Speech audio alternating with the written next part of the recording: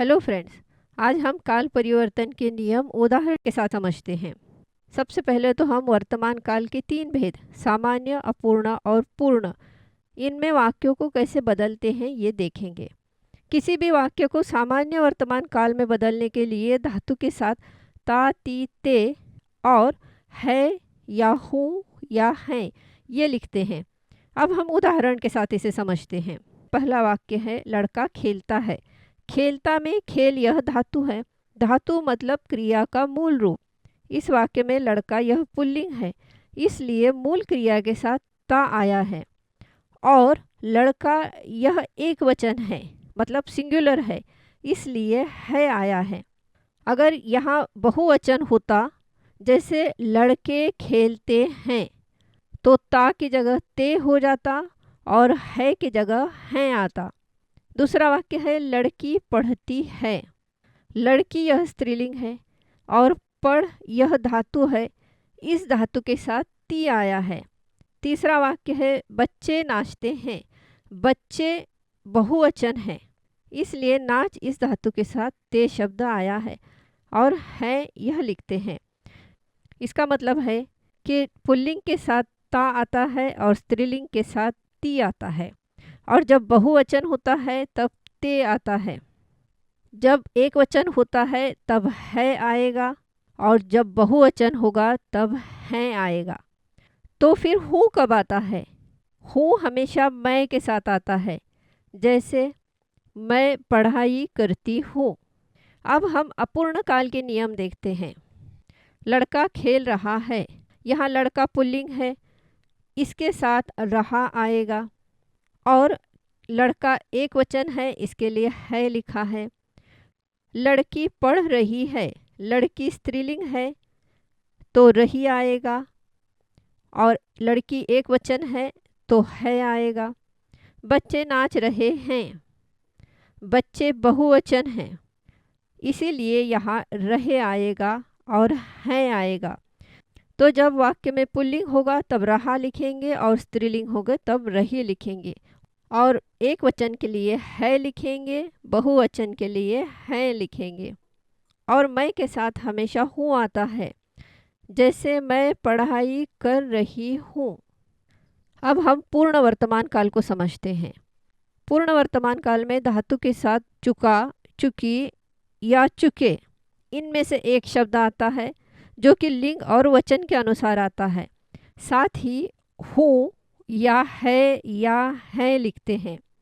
पहला वाक्य है, लड़का खेल चुका है। लड़का पुल्लिंग है, इसके लिए चुका आया है और एक वचन है, इसके लिए यहाँ है लिखा है। दूसरा वाक्य है, लड़की पढ़ चुकी है। लड़की स्त्रीलिंगी है तो यहाँ चुकी और एक वचन है, इसलिए है लिखा है। बच्चे नाच चुके हैं। बच्चे बहुवचन है, इसलिए चुके और हैं आएगा। पूर्ण वर्तमान काल बनाने का और एक तरीका है कि क्रिया का भूतकाल लिखते हैं और है या हैं लिखेंगे। हम इनके उदाहरण देखते हैं। जैसे इस वाक्य में लड़के ने खेला है। खेला यह भूतकाल है और उसके आगे है आया है। वैसे ही लड़की ने पढ़ा है। पढ़ा यह भूतकाल है। तो किसी भी वाक्य को पूर्ण वर्तमान काल में बदलने के लिए हम क्रिया का मूल रूप लिखेंगे और उसके आगे लिंग के अनुसार चुका, चुकी, चुके लिखेंगे और वचन के अनुसार हूँ, है या हैं लिखेंगे। या इसका दूसरा तरीका है कि क्रिया का भूतकाल लिखे और उसके आगे वचन के अनुसार है या हैं लिखे। अब हम भूतकाल के तीन रूप सामान्य, अपूर्ण और पूर्ण, इनमें वाक्यों को कैसे बदलते हैं इसके नियम देखते हैं।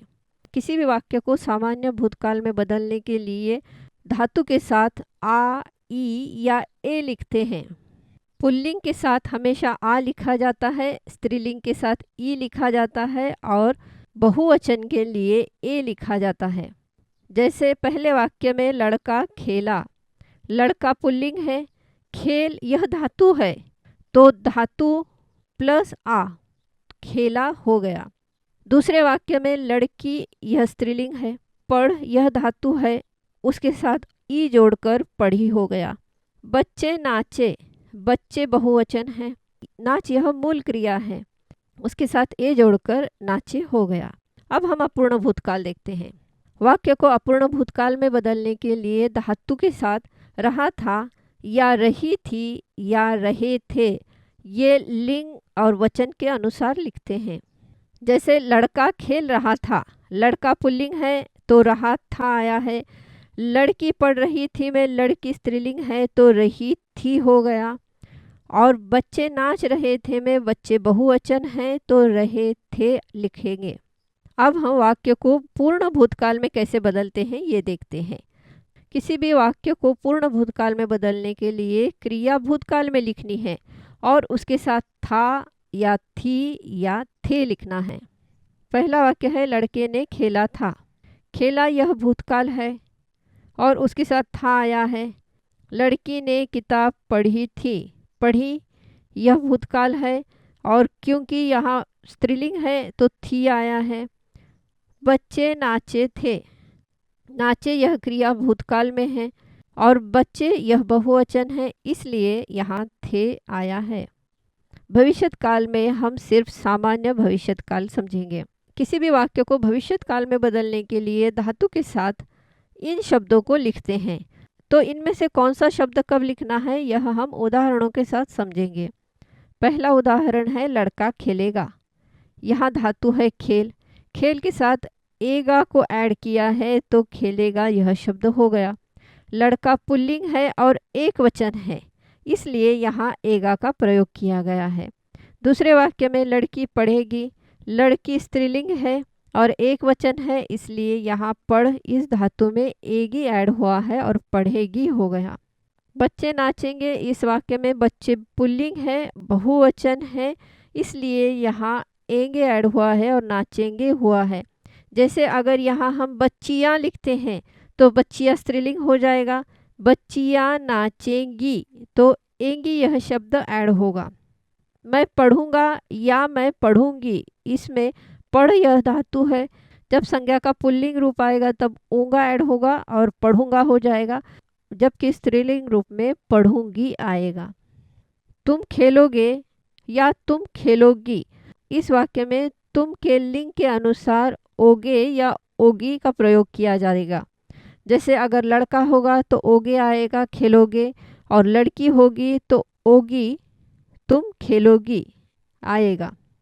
इस तरह जब भी हम काल परिवर्तन करेंगे तब हर काल में धातु तो लिखना ही है और साथ में लिंग और वचन के अनुसार क्रिया का रूप लिखना है।